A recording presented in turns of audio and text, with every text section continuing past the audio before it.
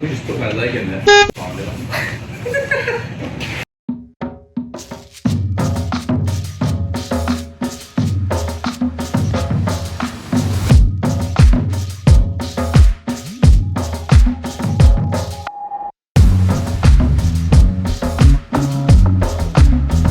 Jello! So today we're working on this awesome Porsche. We're putting on those. And Brandon's doing all the work. What are we doing, Brandon? I am installing coilovers on this. Which is a It's a 996. It's a 996 chassis. It's a Carrera 4, so it's four-wheel drive or all-wheel drive. Wait a second, is this the one I'm gonna paint? Yeah. Damn, I'm gonna paint this. This shit's gonna be around, dog. It's gonna be in your video. It's gonna be in your video and my video. It's gonna be Horde. It's gonna be hoarded around, just like it should here at the greatest facility on earth, U-Wrench HQ. And we are putting these in it. Why am I being lazy when I can be lazy? Yes, dude. Yes. Optimal sanding.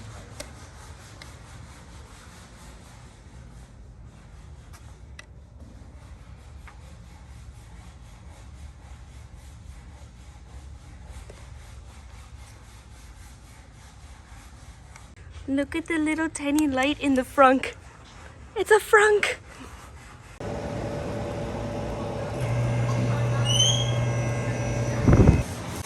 Brandon has not done this service on a Porsche in a while or very often. So we're gonna both try and figure out how to do this together. Now, just saying that you haven't done a Porsche or you don't do it often. Yeah, I haven't done much on Porsches. I believe in him.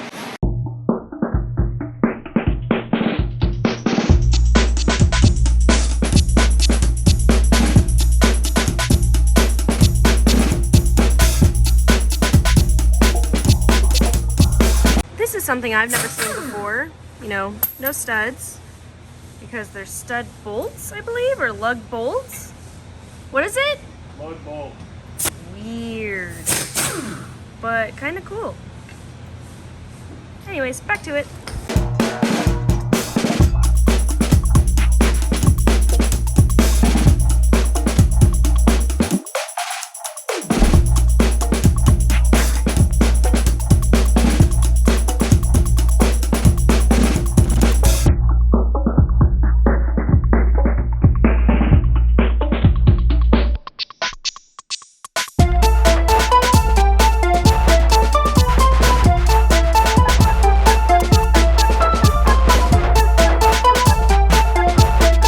Another weird find, the cabin air filter is in the frunk. Normally it's behind the glove box. Does it even have a glove box? Huh. The more you know.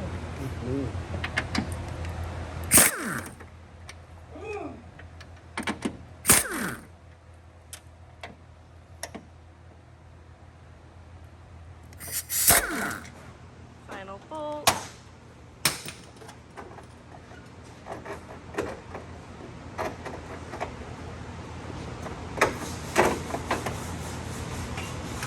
And it's out.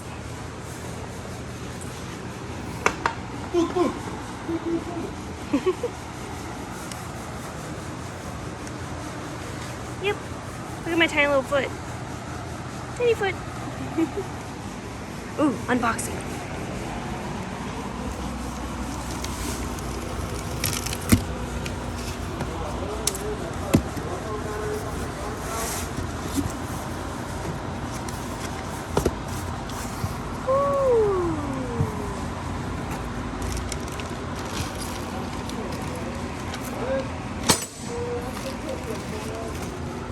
Spanner wrenches, sway bar end links,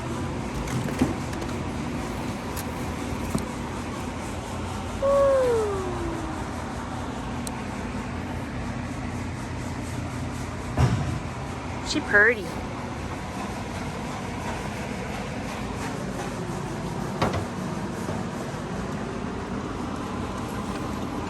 And what do you always adjust first? Preload. And why do we always adjust preload? Because it's easiest to do off the car. Why is preload important? It sets up how stiff the car is going to ride. And if you don't set up preload first or at all? It can either ride really soft, like really bouncy, or be rock hard depending on how it's set out of the box. And thanks for joining our TED Talk. Just kidding. So how do you adjust preload? I gotta go get the tape measure. Uh-huh. You adjust it with these.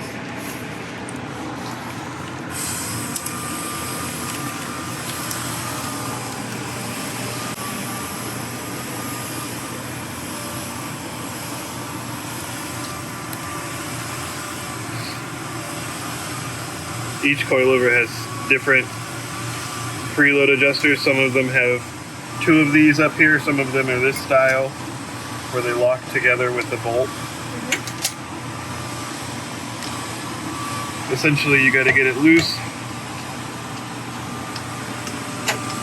so that you can measure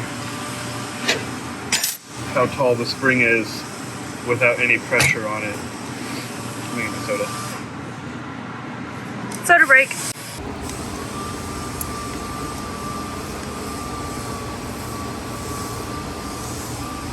So these are 5 7/8 tall by themselves. And why do we measure the spring without compression first? Because you want to know how much it's preloaded. Okay. So spinning it up and tightening the spring sets preload. And for most everyday cars, I do an 1/8 inch of preload, and that seems to give the most comfort, while still giving you decent performance if you go to the track. Well, that's already a bit too tight.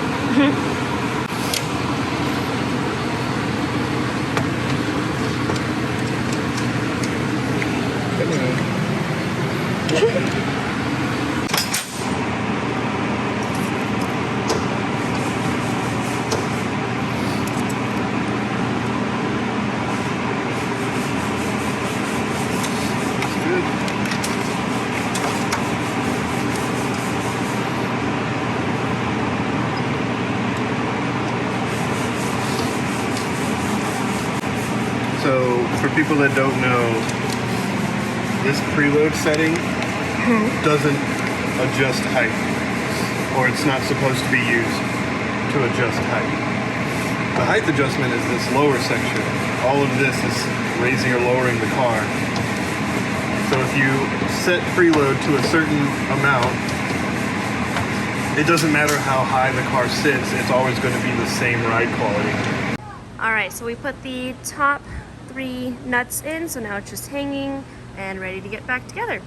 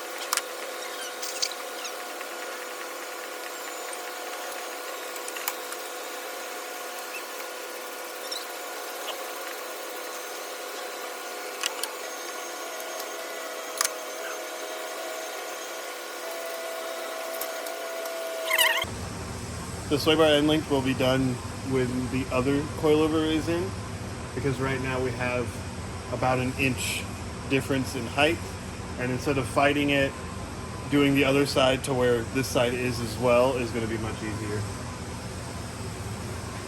A little Porsche magic for you guys. So together, apart.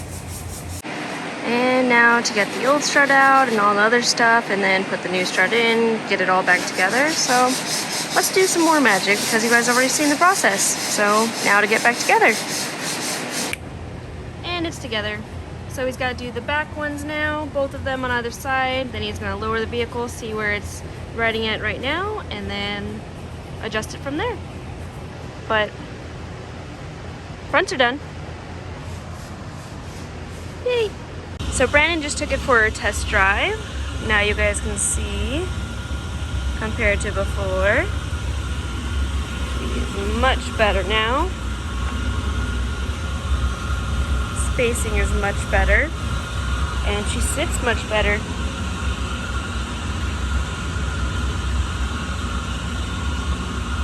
She purty.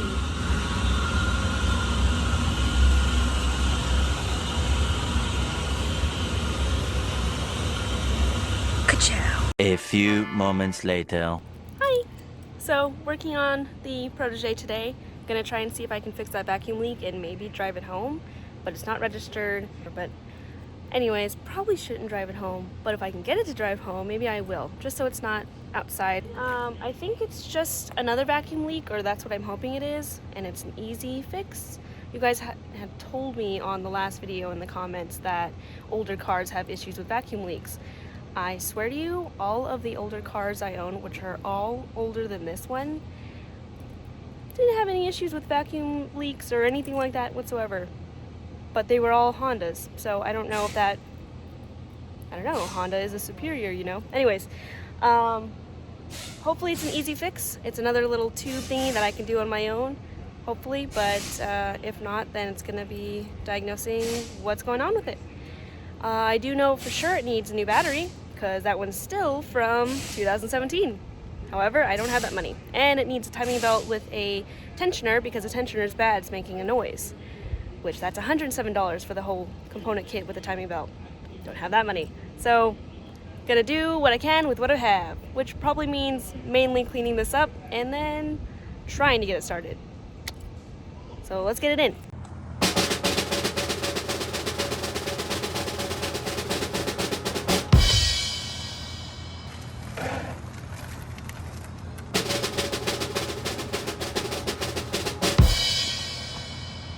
First step is to try and see what is going on and making that vacuum leak happen. I'm assuming it's a vacuum leak. It might not be a vacuum leak, but I know for sure it's not starting with the battery.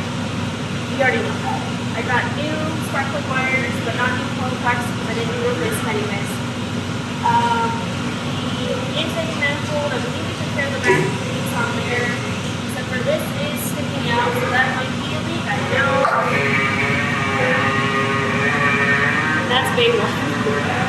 Anyways, let's just dive right into it. So that would be a big issue as to why it's not starting and staying idling. Oh, that cap's too big. But I'm just going to cap it off because we think it's coming from this line, which goes to stuff that apparently isn't very important, according to Brandon. So I'm going to get a cap that properly fits that and see maybe if that's the leak. I don't know. I just want it to start. Boop. Now it has a little cover. So I doubt that was the only issue, especially because I know that timing belt tensioner doesn't sound too good. But might as well try it because it might have fixed it. Of course, with different battery. Let's try this. All right, let's give her a go.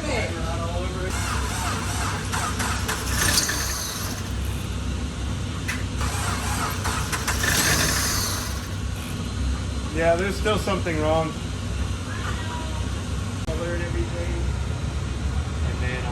So many things that it could be. Do you think that this really matters? No, because of where it is. Like, it's going to that, which is the butterflies. So they're not necessary to be on. as far as I know, me and Matt did all the intake. We put it all back together with all the bolts tightened. We tried to get every single one. We replaced ones that were missing too. Yeah. So I know that that's definitely not vacuum leak. Or, you know what? John had said that the brake booster, it was a leak in the brake booster. Could that be a big... Possible. I just don't want to take this all apart because that's gonna... How would we even get to it? The easy thing would just be to pull this off again. The hose? Yeah, and then cap it. That at least seals that tube down there in an easier way than what we tried to do before, which what we tried to do before was really, really bad. You can try it now with this. I'll put my finger over it and see if the booster is bad. The other thing that I'm thinking is you could have a bad MAF because it won't stay on long enough for us to get a code. And does your check engine light work?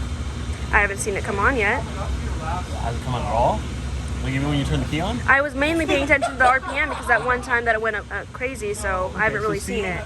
See if the check engine light cycles like normal. Okay.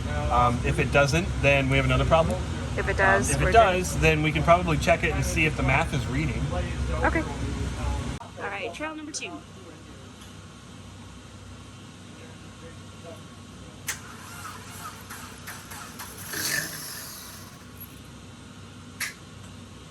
Look at that map, dude. No. Look at the map, dude. All I need is thermostat ground and a map. Check into like the state set on. Yeah, so get the code reader and see what it says. Thermostat ground. So we were trying to see if the check engine light would cycle, and it wasn't cycling. It, I'm assuming because the car was shutting off right away. And we also double checked to make sure there wasn't any codes or anything like that. And no DTC, so no codes, which does not help us at all. So she's not starting, and she's not staying started long enough for it to even cycle through that check engine light. Now we're back to square one. And it's super hot. Also, I just started working on the car earlier today when I was filming. That was at like 9 in the morning, and then we had a bunch of customers come in, which is awesome. So I didn't get this pulled in until about 3 o'clock, so I don't really have time to mess around with it too much, unfortunately. But I'm just trying to get it idling at least. That way I can just fix what needs to be fixed to get it idling, and then running, and then she'll be golden. So we're trying to find out what's not plugged in. So we already got a bolt for this little line because we're trying to see if the crankcase maybe is leaking somewhere. And then we discovered the cruise control is actually what goes into that little nipple thingy that's sticking out from the intake that I had plugged earlier. Just die already. So anyways, so that goes to the intake, and then so far we haven't seen anything else really. We're worried that the math might be bad. Hopefully not, but hopefully we'll see if this is the crankcase or not, and we're just trying some things right now to see if we can get it to start and idle. All right, trial number 3.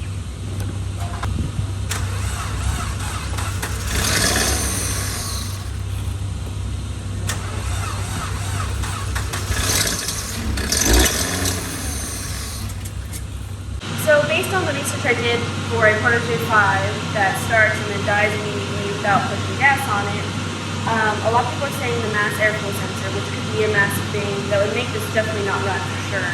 I'm hoping that's not it because I already can't afford the components I know it needs, like the tiny little component kit. So mass airflow looks like the Protege is going to be sitting for a whole month longer. But unfortunately, that's it for today. I don't have time to look into it any further, and it was nothing we're going to get anywhere anyways. So I was super hopeful, but you guys know how project cars are.